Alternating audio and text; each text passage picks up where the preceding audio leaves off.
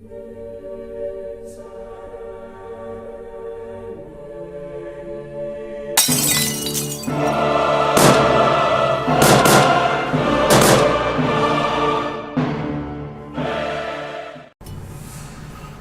lovelies.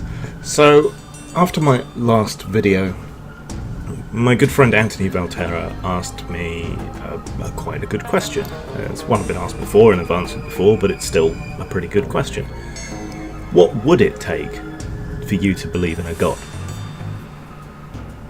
Now, it's not actually that simple because people define God in different ways. Different religions make different God claims, make different claims about what their God does, what their God is, what their God is capable of doing, and so on and so forth. So really it depends on what God you're asserting, what religion you're asserting a God through. And there's no singular thing that I think could persuade me, just as it is with science. There's no single thing that would persuade me. Rather, a body of evidence builds up to the point where it becomes incontrovertible.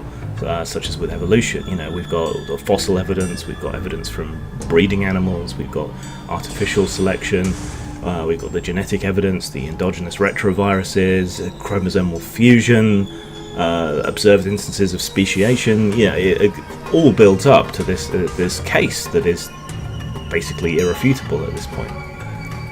And so it would have to be with God. There would have to be several evidences.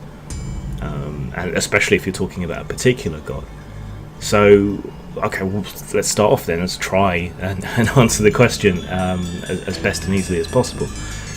So, what do people mean when they say God? Most of them seem to mean some kind of divine, overarching, supernatural power from which supposedly people derive morality. But the testable part of this is the extent to which this God is intercessory. It does things in the world. Now, deists have a more sophisticated version of God that does not intercede. It basically kicked off the universe and then fucked off. But that's still intercessory because it's supposedly kicked off the universe, so that's still something you would have to get evidence for, because that's a claim, and without evidence you got nothing. But let's ignore that one for the moment, this deistic concept of God, and let's go to the more common one that people have. This is a God that watches and judges and intercedes on people's behalf. Oh, God entered my life and did such wonderful things for me, and so on. And this is a testable claim. So how would we go about testing it, and how would we derive evidence for God? There's a few things we can look at already which are convincing me the other way, to be frank.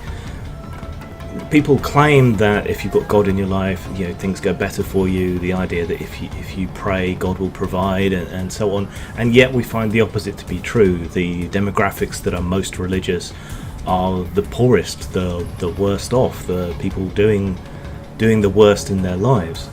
It's like a salve to that. It's bread and circuses. It's a lottery. It's hope where there is none, which has some positive aspects, I suppose, if you want to take a strictly utilitarian viewpoint, but also negatives, because like the American dream has a negative effect on American society because it prevents people fighting to change their position. They view themselves as temporarily embarrassed millionaires, as I think Steinbeck put it.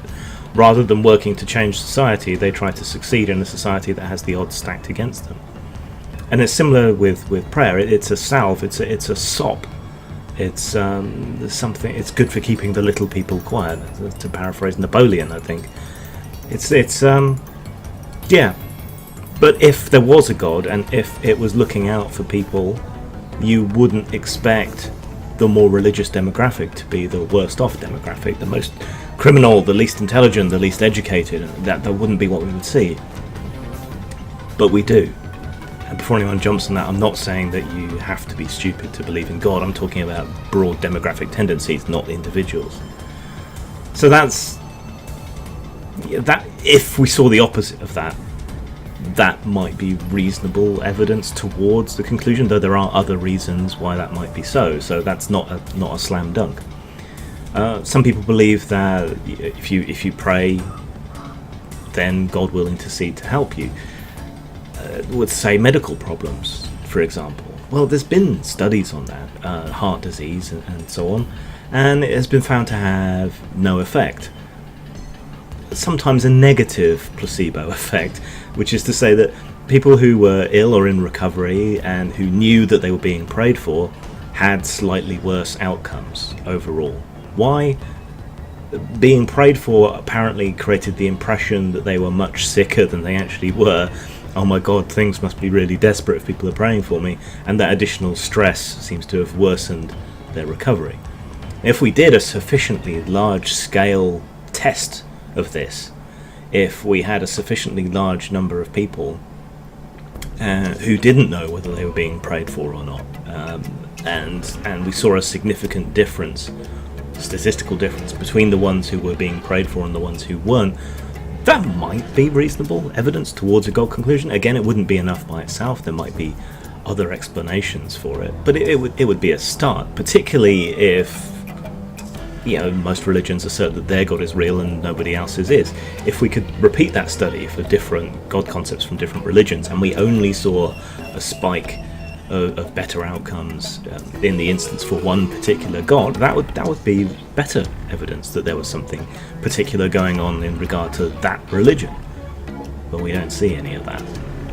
And then there are specific tests that religious texts offer. I'm most familiar with the Bible, so let's go with that. For example, there's this passage from Jesus, Matthew 17:20. Let's go with the King James Version. And Jesus said unto them, because of your unbelief, for verily I say unto you, if ye have faith as a grain of mustard seed, ye shall say unto this mountain, remove hence to yonder place, and it shall remove, and nothing shall be impossible to you. Well, this presents us a test, a potential test for this religion, for this God. Faith the size of a mustard seed is an ancient idiom, the mustard seed being so small it was like the smallest thing ever. So yeah, that's the equivalent. I mean, I say, for myself, I say something like, I couldn't give a plank length of a fuck, because the plank length is supposedly the smallest measurement in the universe. It's similar to saying that. It's similar to saying if you had even the tiniest imaginable amount of faith, you would be able to accomplish this. And he's admonishing his followers for that. But there are plenty of people out there who claim to have faith. Another version of that passage talks about moving trees around, using, just asking, just ask and ye shall receive, essentially.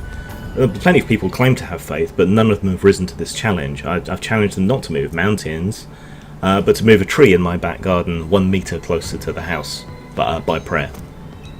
Nobody has yet accomplished this.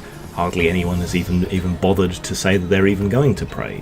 But this is a test. This is a claim, a solid claim in the Bible that we can then examine and we can test. And it's not the only one. There's passages about being able to drink poison and be unaffected. Okay, so if we got a statistically significantly large number of Christians and we gave them all an LD50 dose of strychnine, and a statistically different number of people than 50% died, that would be a good case for that claim in Christianity being true. But that's, no one's going to undergo that test. It's unethical. But you get the point. There are testable claims in many of these texts. So what would constitute evidence? A series of things, a collection of things building up into a case. Not what we normally see, which is rhetorical wordplay and various arguments from ignorance and personal incredulity, such as, look, a tree, how on earth can that have got there without God? Well, even if we didn't have all the evolutionary information, you'd still have to prove that God did it somehow, that God magicked that tree into being, and there's no evidence of that.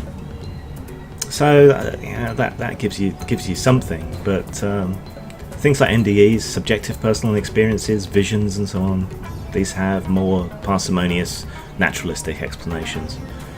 But there are things that could potentially prove God, put together, and I've been taking the piss a little bit, but I think I've sketched out the kind of thing that I'm talking about, the kind of thing that we just don't see.